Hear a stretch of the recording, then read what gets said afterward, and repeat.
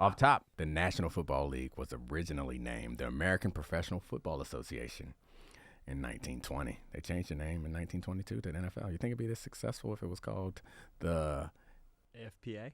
APFA? I don't know. Play the music. This is the Domonique Foxworth Show.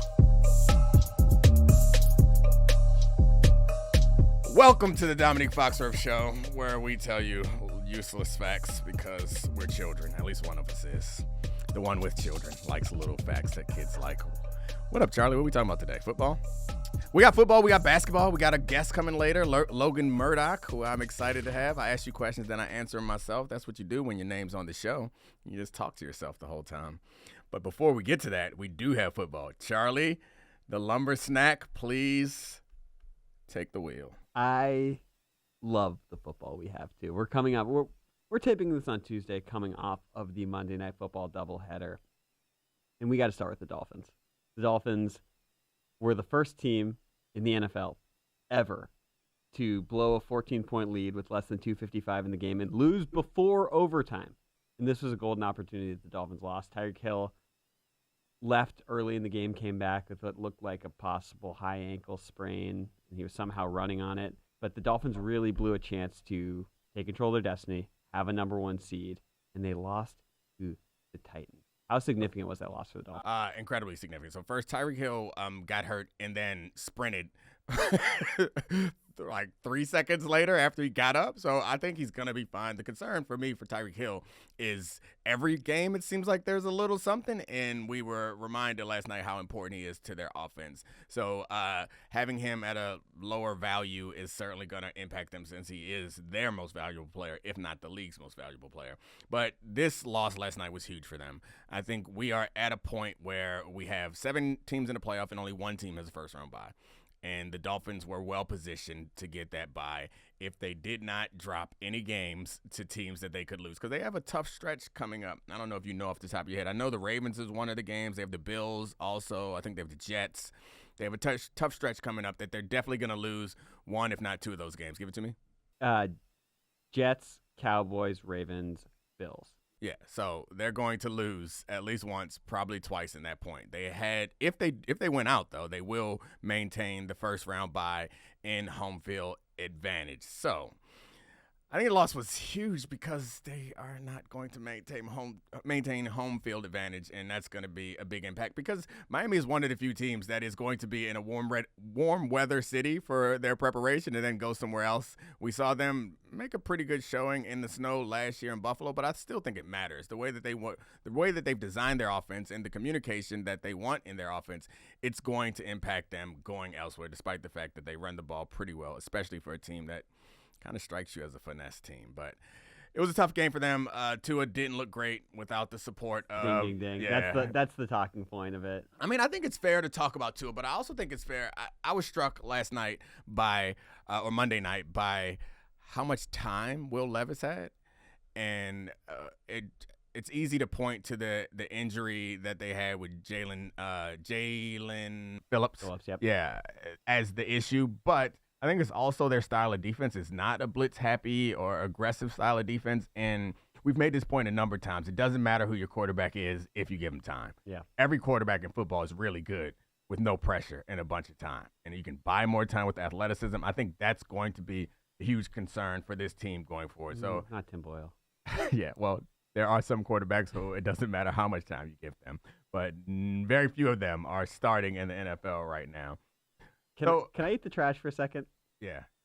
Tua didn't just look okay. Tua looked terrible. Yeah. And he was missing 4 offensive linemen, missing Tyreek Hill for like half the game.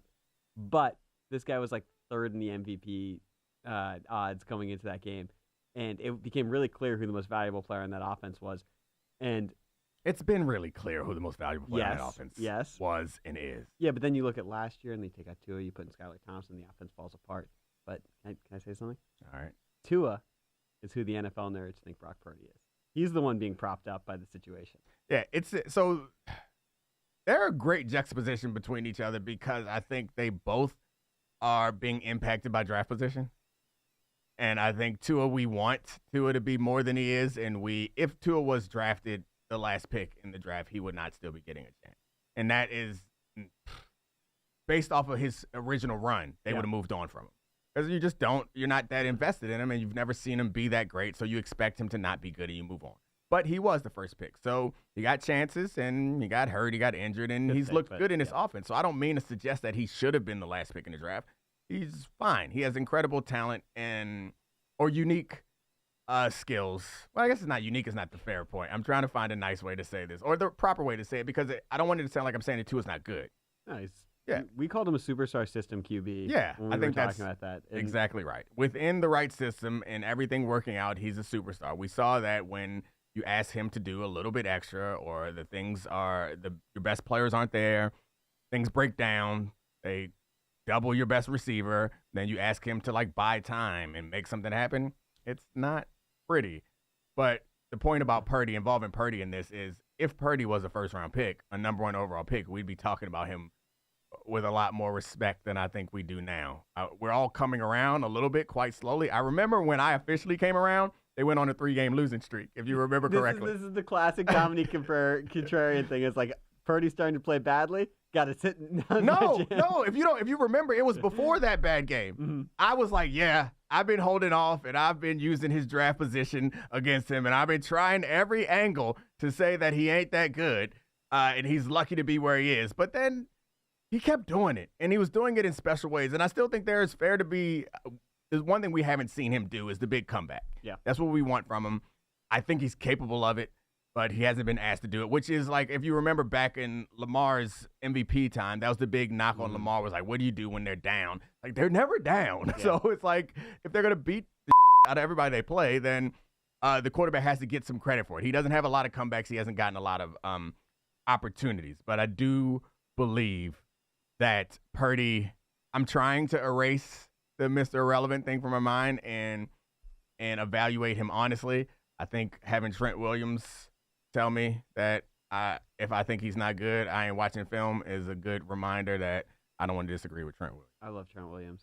Everybody. His press conference last week was unbelievable. So I do want to say, worth noting, the whole offense was bad. The Dolphins won the turnover battle 3-1. They had a defensive touchdown. They still lost. 2 of their TDs were off of turnovers that gave them a short field. They were only 2 for 5 in the red zone. In this, I want to expand out because larger question. The AFC is wide open. There are 11 teams above 500. The Bills are in 11th place right now in the AFC. We think of them as one of the best teams. We think of Ravens, Dolphins, Chiefs, Bills at the top of the heap there. How many teams in the AFC do you think could actually win the conference? I would not include the Bills in that conversation. Even though they just beat the Chiefs, who you include in the conversation. Yeah, I mean, it comes down to the fact that the Bills will not have home field advantage or a first-round bye. Honestly, I think what this makes me think about is how valuable the first-round bye is. Mm-hmm. And at one point in NFL history, much of NFL history, there were 2 teams that got a first-round bye. And then we wanted some more money, so we added – what's it been, 3 years now that we've had 7 teams in the playoffs, which eliminated one of the first-round byes. And I see that the reason why this matters in this case is because I think that the Bills are capable of beating any one of these teams. Yeah. Are they capable of doing it 3 times in a row? I would say no. And honestly, I'm not sure that any of them. I can't pick any of these teams to win 3 games in a row. That gets to the point that I'm making. It's the first round bye is so valuable because I don't think any of them. The team that I will pick to win the AFC will be the team that has the first round bye. And before the season started, I think I picked the Eagles and the Ravens to be my Super Bowl. And it seems like the Ravens are positioned to get that first round bye.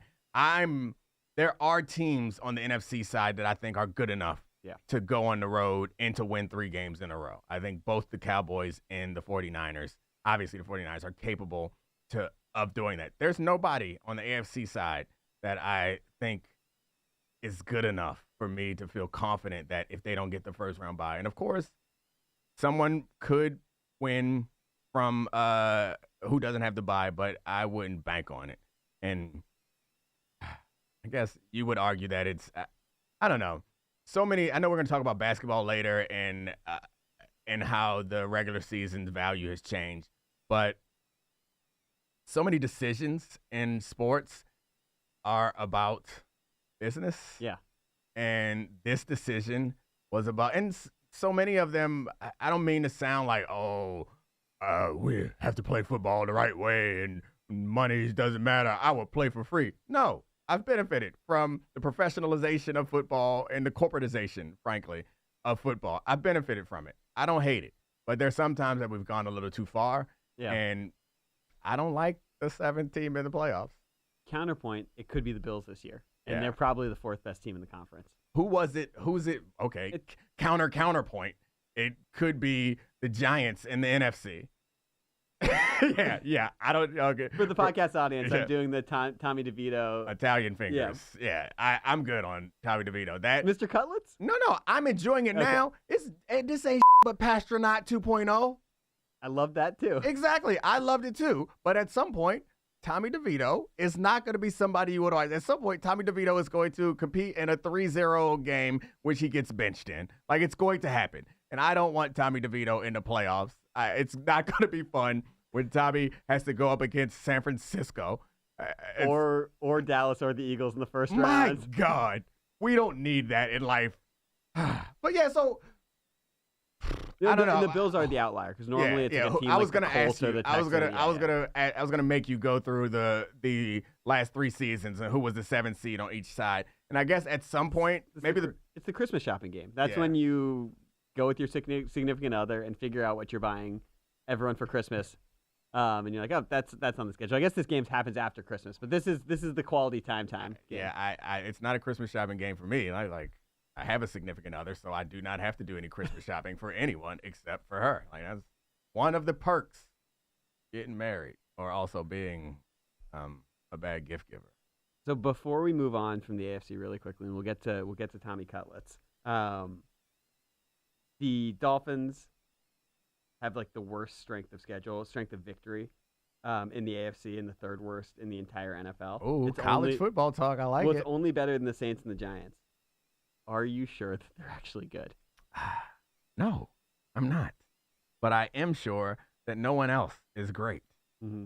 So I did a Foxy 5. It's one of the many weird, corny things that we do on Get Up, but people like it. So I have to rank things. And so I did my top 5 teams, and I put the Dolphins in it. And in the commercial break, RG3 was like trying to argue me down from the Dolphins. And I'm like, relax, bro. I'm not that committed. Like, yeah, I could be swayed one way or the other. I think the problem is I could see a game where Bradley Chubb gets a couple sacks and Jalen Ramsey gets a couple interceptions and Tyreek Hill goes off and they knock off. Frankly, they could do that to the Bills. They could do it to the Chiefs. I could see them. It's harder for me to imagine them having a great game against the Ravens. Yeah. But, like, if they beat the Ravens in a couple weeks, I'm not going to be as surprised as I was last night when they lost to the Titans. So it's just there is nobody pulling away in this group. And it's so hard to discuss when your job is to be able to tell people I guess this is when people like us are supposed to be valuable. Oh, yeah. This is when we're supposed to have an answer of is anyone good. Now we're just throwing our hands up being like, we don't know either. I know, because like if there was a team running away with it like the Chiefs did a couple times, you all knew it, or the Patriots did a couple times. But I think the way that I pick my teams for the beginning of the season is I start with quarterback like everyone else, and I think of quarterback as like a bar. Mm-hmm. There's a bar that you have to be over to win. And if you're over that bar, then the next question is how good is your offensive line? And then from there, I go look at the defensive line and the defense overall. And maybe this is a bad strategy, but offensive line ranks highly for me for Definitely teams that are going to be competitive. That's my secret. I don't know if it's a secret because I think I said it at the beginning of the year when we talked about it, but I guess that should make me concerned about the Dolphins. So I think I've talked myself out of the Dolphins being a legitimate contender. Well, so I think that's a really smart way to look at it is like what units are good on each team Right. and how valuable are those units. Because there's a stat, and I don't have it in front of me, but basically as of a couple years ago, I think a couple weeks ago, there were only 4 teams in the NFL that were starting the same 5 guys from the beginning of the season on their offensive line as they were at that point. And those 4 teams were all really, really, really good. So it's an indicator that their offense is in a good spot. Okay. Last part of our football discussion. Okay. Has the Giants winning streak with our guy, Tommy DeVito, been good for the franchise. We don't get to claim. He was heroic again last night. We don't get to claim Tommy DeVito. We don't get to claim. He's not our guy. We're enjoying it, but we don't get to claim him. He's a New Jersey guy. He's not ours. I don't know. I think on a podcast a couple weeks ago, I asked you how shocking is that Tommy DeVito's been better than Bryce Young. And we had a good laugh. And we were early. We were early on it. We were not early because we got a good laugh. It was a joke. First of all, you saw his agent. It was unbelievable. That was a costume, right? No. There are Nope. dozens of them. Dozens of pictures of him looking like that. I will not accept that his agent actually dresses like a caricature of Italian mob movie character. Like, that was a joke. He cannot do that with the hat and everything and the chain, and they're kissing each other. The writer's strike impacted the NFL too, because they were just like, hey, we can't write anything new. Let's just go ahead and steal something from 90s mob movies.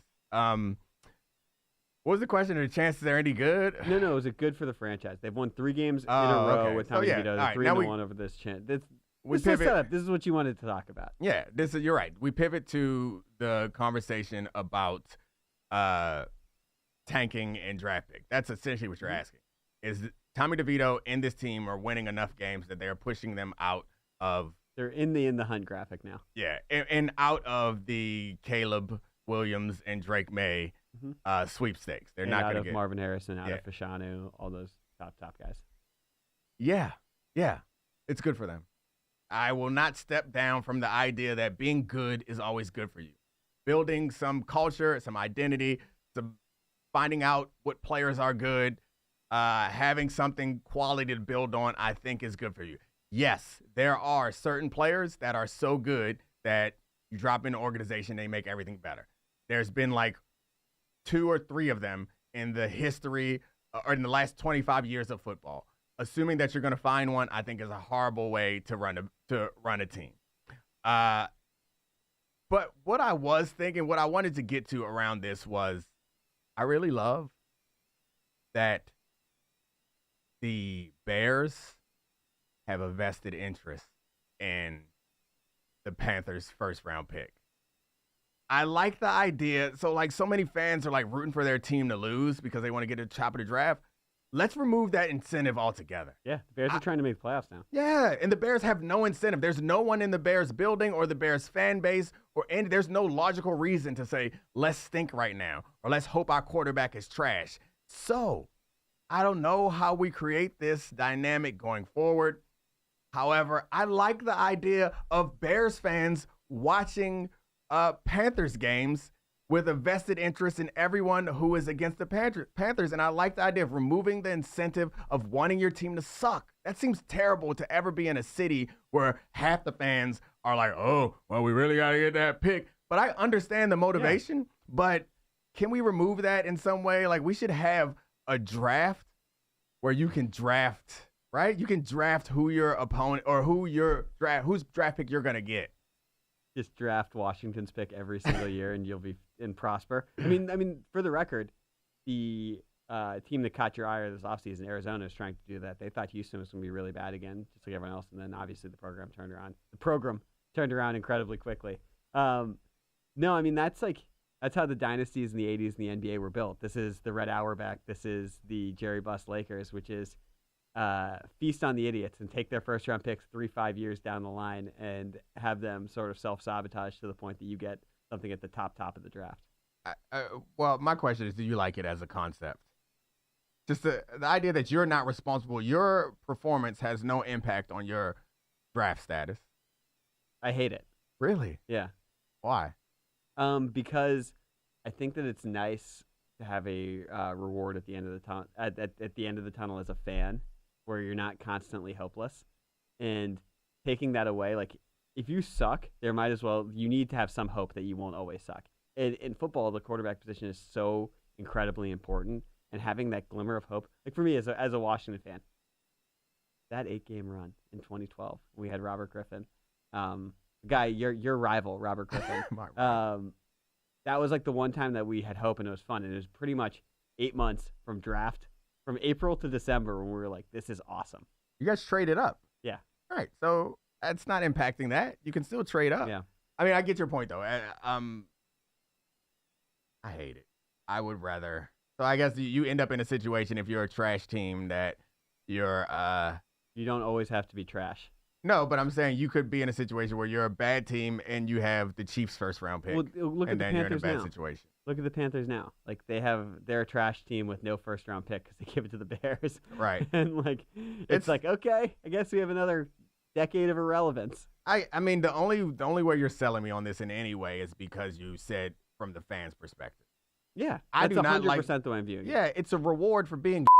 Like, I don't like anything where it's like, hey, you're so bad. It's not. Let's reward you. It's. I guess that's one way to look at it, but I look at it more as just like it's hope to not always be.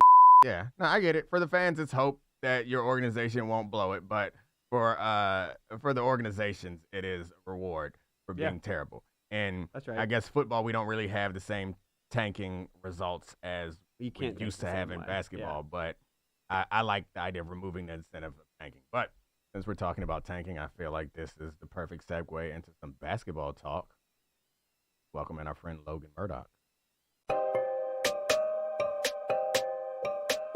Special guest Logan Murdock here from the Real Ones podcast with all the R&B paraphernalia on.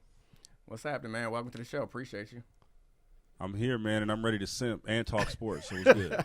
Yeah, Tony hat in an Usher shirt suggests that you know exactly what to say to the ladies. Fortunately, I'm married. I don't got to compete with young people like Logan Murdock. I looked at your Instagram, too, and you're obviously much cooler than me. I'm a little uncomfortable and jealous.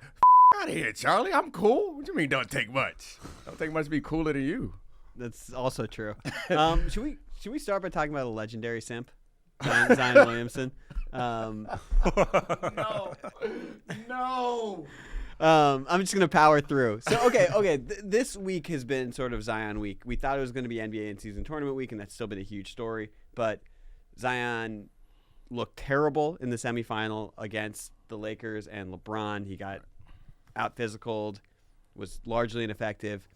There have been never-ending stories about his weight, his conditioning. Stephen A. Smith saying he eats the table, and chefs in New Orleans can't wait to meet Zion. So then he came out Monday night. He scored 36 points, and this is sort of what Zion does. He can show you that he can still do it when he needs to.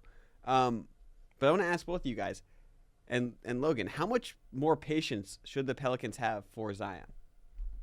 I mean, he's in year 5. How much patience do they need? Right. I don't know. I don't know how much more you could give. I mean, I know the 36-point game was a good look considering that he got embarrassed on a national TV screen and provided a lot of fodder for pundits like yourselves. But I think at this point he kind of is who he is. I mean, I don't know how much more times you can see him play defense and be out of shape and all these things. Every time I've seen the Pelicans, I actually saw the Pelicans last week in Sacramento right before they went to Vegas, and there were a lot of instances where this dude is clearly out of shape. He won't I think there was one instance where he went into the post and he acted like he was going to get the ball in the post, and they tried to swing it to him, and then at the last minute he was like, nah, I think I'm kind of tired. Swing that thing the other way. And there were multiple instances of him not showing up on defense, and they ended up winning the game. But it was a constant thing that you see with Zion. Like, maybe he'll have that 36-point game every so often, and you think, wow, look at the potential there. But most nights it's, damn, Zion needs to get his in shape or needs to do that. And you don't want that out of your franchise star. That's not something you want as your leader. And every time I see the Pelicans, it's more of like, man, all these other guys are going to look great on other teams in like 2 or 3 years. They're going to be great contributors. Yeah, Herb Jones is going to be amazing in the corner. You know, Trey Murphy is going to be a super great athletic guy off the bench for a championship team one day. It's just not going to be the Pelicans. So I think I just talked myself into saying that I don't believe in Zion's future, but I guess there's nice potential games out there. I don't know. Yeah, I mean, it's almost embarrassing, though. Like, it's almost worse that he is out of shape and can still put up big numbers on occasion, because it's a reminder of his ability, and the ceiling of this team is the ceiling of this player. And so there's a couple things that come to mind for me was that is like, you want to be sympathetic to whatever's going on for him. because it feels like there has to be something else going on. I know Charlie doesn't want to be sympathetic. I'll speak for myself. I want to be sympathetic to whatever's going on for him. I understand. I don't own the team. I'm not a fan of the team. I would feel differently if, like, my livelihood, my franchise value, my championship hopes, my fandom was tied up in this player. How about if you were his teammate? Yeah, if I was his teammate, that'd be tough. I think for being his teammate and knowing that we have championship level talent, or at least contender level talent, if you just cared or just showed up and cared, that would piss me off. That'd be a problem because every year, and basketball is much different than football, but you don't have that many opportunities. I think it's fair to say in every sport, there's only going to be a few championship opportunities, and they're having theirs ruined by Zion. The other thought that comes to my mind is just generally a recurring theme of this show is the professionalization of sports. And we, most of the time, criticize how, and it's professionalization of youth sports. It's not the professionalization of the pro sports because that's already pro. But most of the time, I think we criticize how it impacts kids. Like their bodies are more worn down by the time they get to the NBA. It gets less fun earlier on. It's a lot of pressure on the kids. But we never really celebrate it. And what I'm realizing, or what I'm reminded of when I see Zion like this, is how few players we've had come into the NBA like this. And part of that, in my view, is because of the AAU system. And like, you pick out these guys at a young age and we're already treating them like pro athletes. We're prepping them for professional sports. We're teaching them how not to say when you get a microphone in front of your face. We're teaching them what it means to have an entire team franchise relying on you. And they're all following like the LeBron James model of like, you get into here and this is serious business. This is important. And Zion is a reminder that he didn't go through that process. He was dunking on white boys in South Carolina, and then he did 1 year at Duke, and then they're like, hey, now be a grown-up. Now be responsible for this whole franchise, and he ain't ready for it. We either would have found out a long time ago that he ain't built for this psychologically, or he would have conformed. I think we found out and had a good idea that he wasn't built for it over the summer, right? Mm-hmm. And I think that was a combination of things that a lot of people around the league had, kind of heard behind the scenes. And it finally came to bear with the situation that, I don't know if, these Disney Airwaves we can talk about on these Disney Airwaves. That's how wild it was. But I just think that he's a guy that hasn't really faced professional adversity and given the tools to be able to overcome professional adversity, right? You talked about his AAU circuit. We all know during the AAU circuits right now, if you lose, it don't really matter. We're going to play 2-3 more games this afternoon. It don't really matter. Or if you don't succeed at a college level, it don't really matter. You go into the NBA. That builds up a habit and a mindset of, well, no matter what I do, it's straight because I made it to this point. And with Zion, you can't have that because you are a leader of a franchise. And the thing that you keep hearing around the league is that Zion, he does have the right people. He does have at least immediate people around him. David Griffin has put old security staff that worked with LeBron back in the day around him 24/7 who are trying to give him advice. But he doesn't listen. That's the constant thing that you continue to hear about, Zion's development is that he does get good advice at times from good people. He just decides not to listen, and that is a recurring thing.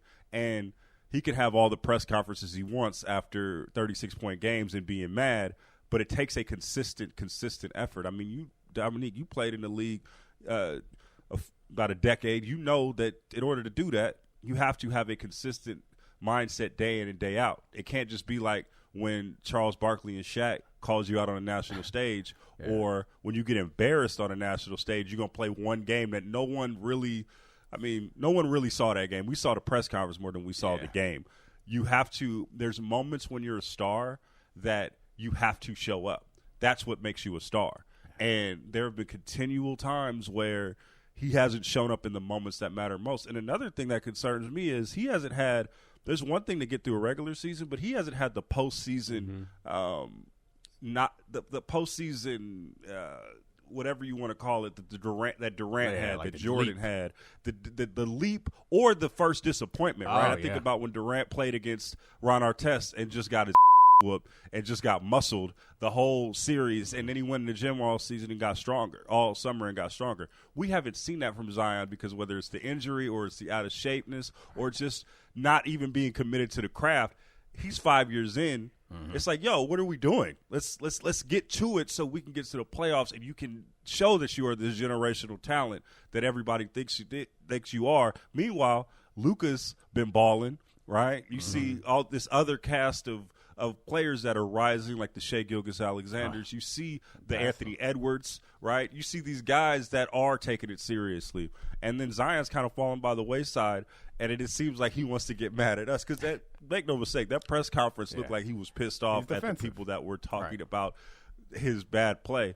It's not on us. It's on him to show up. And he hasn't done that consistently throughout his career. Well, speaking of Shai Gilgeous-Alexander, Anthony Edwards, players who actually have added to their game and improved over the course of their careers. That's one of the jarring things to me about Zion. It's obviously he's not in condition, but we've seen even guys like Luka, guys like Embiid succeed at a really high level, not being in perfect shape, but they added a ton of skill to their game to be able to succeed offensively. Obviously, you can attribute his lack of help defense, his motor to conditioning, but this guy is the concerning part is he seems like a slightly worse version of who he was when he was 19 years old at Duke. And that is like, if you want to point to work ethic, to me, that's even more than the weight. It's the fact that, like, I don't want Zion 20 feet away from the basket taking 3-point shots, but he should have the ability to make a jump shot outside of the paint, and that hasn't developed whatsoever. I think so. Logan mentioned that I played, and I try to draw on my playing knowledge when I talk about these things, but I've never been the face of a franchise for an NBA team. That's a different level of like responsibility. It's a different level of pressure. Like being a pretty good corner on some competitive teams is not the same as being the quarterback. And like Zion is essentially the quarterback of the team. But the biggest question mark for me, or not question mark, I want to be careful about trying to psychoanalyze guys that you don't know. But I can talk about the behavior that I've seen, and the behavior is what you were talking about. It brought up in my mind about like Kevin Durant responding to a failure and responding to disappointment and responding to criticism. While we haven't seen Zion get to those levels yet, we have seen how he responds to those things. And it ain't a good response. Like, these criticisms have been persistent. They're not new criticisms. And every year he comes back with the same stuff. And so, again, I want to be sensitive to the players. It's generally how I try to present myself because I would want somebody to be that way to me when I was a player. However, you can also point out that some people ain't built for it. Like, some people ain't built to be, no matter how big and strong and fast you are, like Zion, if you are not built to be this face of a franchise, you should have learned how to rush the passer. We'd have been real happy. You could eat as much as you want if you could bend the corner and get a strip sack. You could be wild as you want. You don't gotta be in no type of condition. We're not gonna pile on you because you're not leading the team. But you went on this route of being a basketball player and you accepted these contracts and you are in position to have. I'm not saying he shouldn't have done any of those things, but I wanted to come out of here with optimistic about what was going to happen with Zion, but it's frankly it's impossible given what he's presented to us. No, it's just it's a tough thing to see, right? Yeah. And even just like you think about, I talk to Roger about this all the time. Just the first two picks of that draft, like who do you pick, right? Where you have Zion or you have Ja Morant, right? And I know Ja Morant's had a bit more playoff success, right, but we all know the off-court things that have happened with him. And that's one piece of it. The other piece, and Charlie brought this up, was just not adding to his game. Right. And I saw that in Vegas where LeBron, when he took the charges on Zion, literally knew every single time or every single place that Zion was going to be on the floor. There wasn't a Euro step or a spin move to be had for Zion, not any counter move.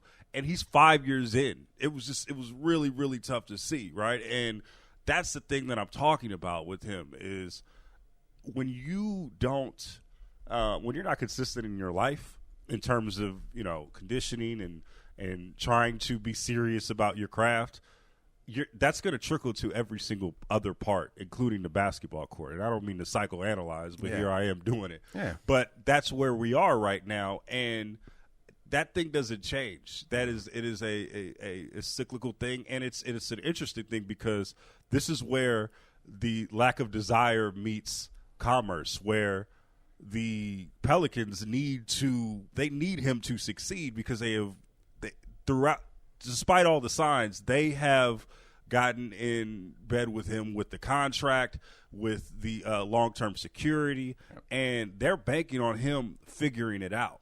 And I don't know this because I'm not in the locker room every day with that, but I do know locker rooms and the fact that if you're Zion and you continue to, oh, man, I'm going to show up this game, and we have – I'm going to show up this game, but I'm not going to show up this game. Where the rest of the people in the locker room see that, and they're working hard. Herman Jones is working hard. Bi is playing phenomenal when you see him play. That builds resentment, and that erodes chemistry. So at some point, either he's going to have to figure it out, or the Pelicans are going to have to make a move, which is hard to do considering the fact that everybody knows the book on Zion at this point. You're not tricking any team into trading for him at this particular point. It's a tough time in New Orleans, right? Yeah. It's funny because we're speaking on this after a win last night against the Timberwolves, but this is a thing that the Pelicans need to figure out. Either Zion's going to just have a metamorphosis, or this franchise seems to be doomed at this point. Yeah, I mean, I think we can move on, but I mean, it's crazy. This is someone who might not even return the type of package that we would have thought a couple years ago if there was a Zion Williamson trade, because what are you going to get? Yeah, you have to convince somebody that at 23 years old that he just needs to change the scenery. He'll get right over there, which I think is a hard sell to make. But all right, what's next, Charlie? Pat Riley, make the move. That's the guy to do it. All right, Tim Bontemps wrote on Monday about the in-season tournament. Logan also wrote about the in-season tournament on TheRinger.com. Great website, great article this past week. And one of the things that was mentioned is the incentive structure for the tournament and how to increase those incentives for the winners, whether it's a guaranteed play-in berth, more money, a draft pick.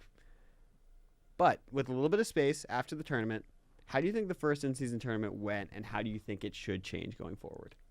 I think it went really well. It was a fun environment. I think the 2:00 start was not great on the Thursday. I was at that game, and while there wasn't a buzz at all for, honestly, any non-Laker game, and that's the thing that the NBA is going to have to figure out. The 2:00 start is one thing when you have a lack of fans in the upper bowl, but the second thing is, how is the NBA going to be able to market this thing if the Lakers aren't in it, right? Because it's a quick turnaround in Vegas. A lot of these fans can't make that turnaround. Say, like, there was a handful of Pacers fans there, but it was mostly just overrun by Laker fans because of the proximity to Los Angeles, to Vegas, and just the sheer might of wanting to watch LeBron on a big stage. Now, they need to figure out how they were going to market that, and we'll see how that goes. They have a lot of marketable players, but they need to figure out how to create a buzz when you don't have the league's biggest star in there. And that's a near impossible thing to do, but Vegas and the NBA are married to each other for the foreseeable future. There's going to be an expansion team there. There's going to be buzz there, but for the in-season tournament, they got to figure out how to market. Right. Use it to market their newest stars and figure out a way to get fans in the building when their biggest legacy stars aren't in the games. I want it to work because being engaged. I'm trying to go to Vegas. I'm always looking for it. We got a Super Bowl there this year. Can't wait. Yeah. I mean, honestly, they should have put it after the Super Bowl when we was looking for stuff to watch. But putting it right now, like I'm still. Like, I watch the games, but I'm still knee-deep in football stuff. And then the in-season tournament came and went. And now I'm locked in on who's going to make the playoffs, which one of these bad 7 seeds is going to get into the NFL playoffs. But that's another conversation. I think the thing about the NCAA tournament, I want it to work because I know that the times when I am engaged in basketball for an entire season are few and far between, honestly. It's like when I was a kid and Jordan was playing in the 90s. I had nothing better to do, and Jordan was amazing. LeBron's first year, and then LeBron's first year in Miami. Then the Warriors 73-9 year, and then the Warriors year with KD. Like, I need those big stories to get involved, to get me locked into an 82-game schedule. And I think most fans are probably like that who aren't like super NBA fans, especially guys or people who aren't fans of particular teams. You may watch your team all the time. But to me, this feels like, and I hope it works, and I hope it keeps going. But you made the point that, right, the Lakers are in it, LeBron's in it. That's not a true measurement of how people are going to engage in this tournament when the major stars aren't in it. But to me, it feels like they're trying to solve their greed problem, and it's without actually solving the problem. Like, the problem is y'all got too many games. You got 82 games because you want the money. That's the problem. You're trying to find a way to solve that problem without giving any money back. And I'm not sure that you can. And to your point, going forward, if LeBron's not in it, if the Lakers aren't in it, I hope that we care, but I'm not sure that we do care. People cared about Halliburton.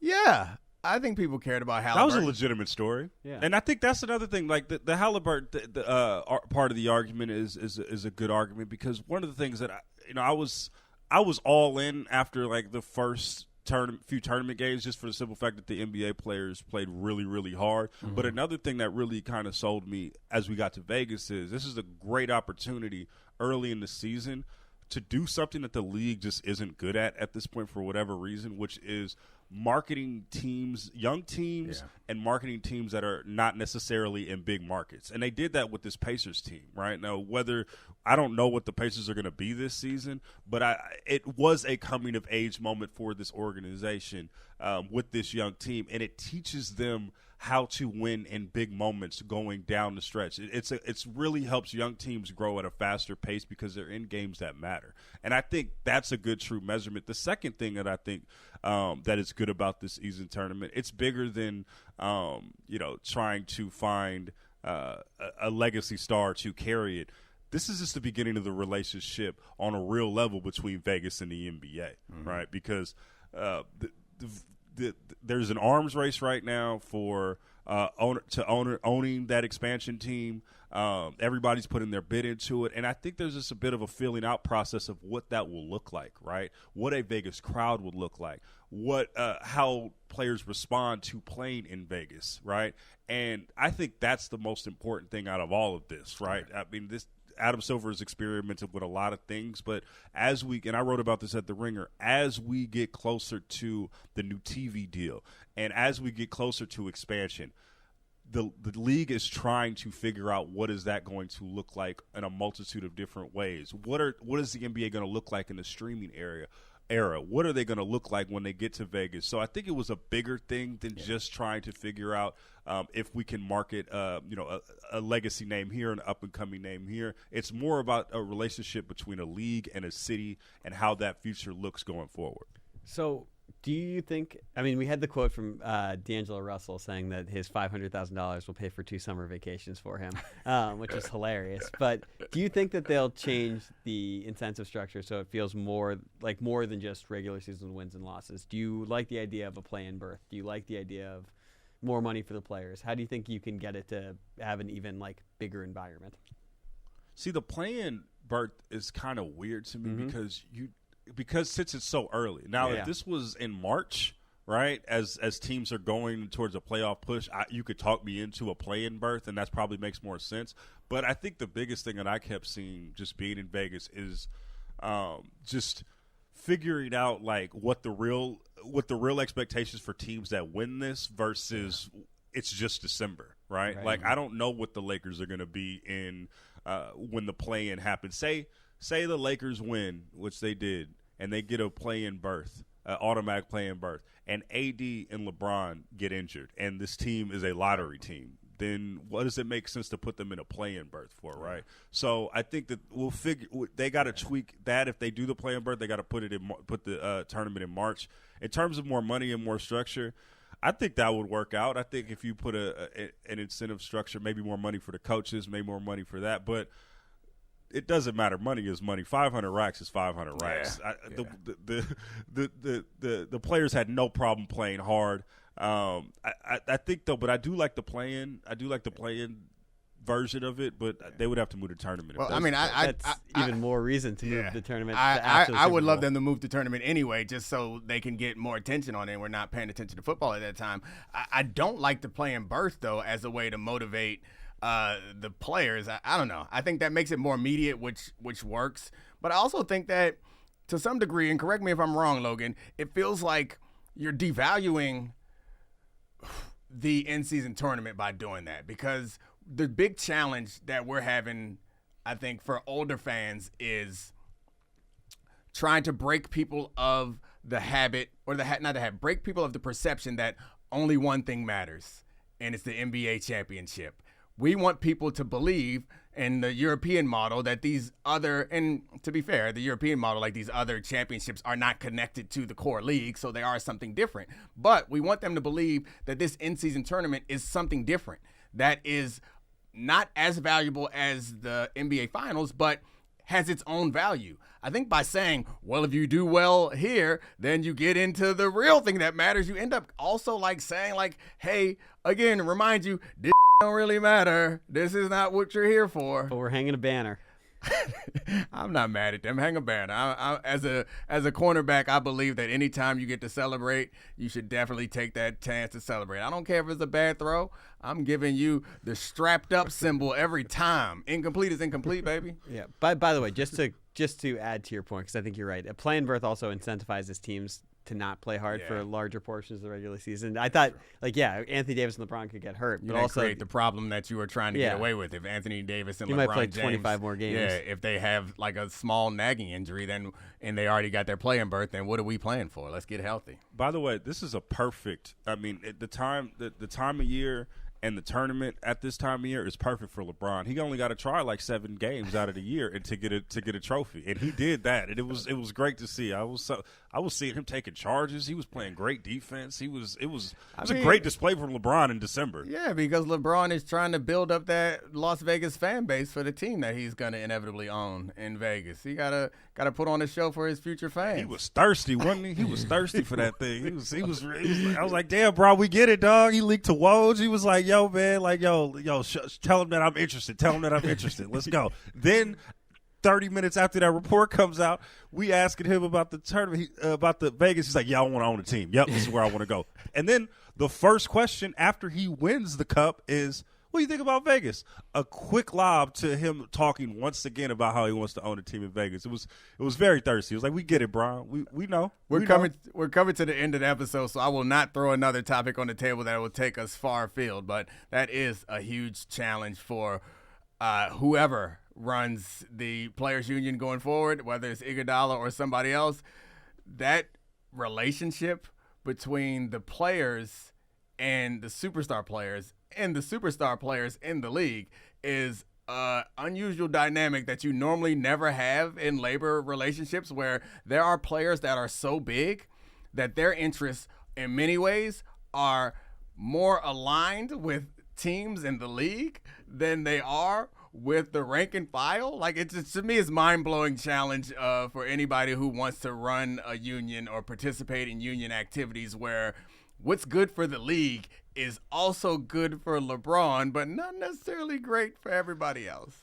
Well, let's be real. Like, specifically with the NBA Players Association, historically, it's always been run by stars, right? Like, you talk about Patrick Ewing back in the day and Chris Paul making, legislation in the collective bargaining agreement to help himself out, right? Like, the reason why these guys at the end of their career are making $50 million is because a star made the CBA in a lot of ways. So that's a long-standing problem that the NBAPA has had, or the NBPA has had, is having stars be at the forefront of it. Yeah, it's a problem that they've always had. But the slight difference, I would say, is the stars' interests were still not as perfectly aligned with the league. They were aligned. A lot of that has to do with the money, though, right? Yeah, because they haven't been making Patrick Ewing and even Michael Jordan wasn't making money that LeBron is making on a year, right? Like, Jordan only made $30 million his last 2 years as a career. Right now, he did have enough capital because of off the court stuff to eventually own a team. But it's going to be much more common now, especially with this influx of cash and this TV money and all the things that have happened over this last decade, for former players if they take care of their bread to be able to own teams in the future. And that's going to be interesting. Like LeBron owning a team and trying to settle scores through his Vegas team is going to be fascinating. Can't wait to see it. And then they have the clause in the current CBA that allows players to, through a third party, but have some ownership of the team. Like this is a whole nother big conversation for the next time that Logan Murdock is on the podcast for the sports business version of this conversation that I would find very interesting. But Charlie, do you have anything else you wanted to hit? That's all. Appreciate you, brother. Again, Logan Murdock, Real Ones podcast, him and Rajah Bell do as good a job as anybody talking about basketball because they are real ones. And thank you, Logan, for joining us. Thank you, Charlie. Thank you to all the great producers. Thank you, Metal Lark, for letting us use this studio. Megan, Brian, Kevin, Serafina, and Cortez, we out. This is the Domonique Foxworth Show.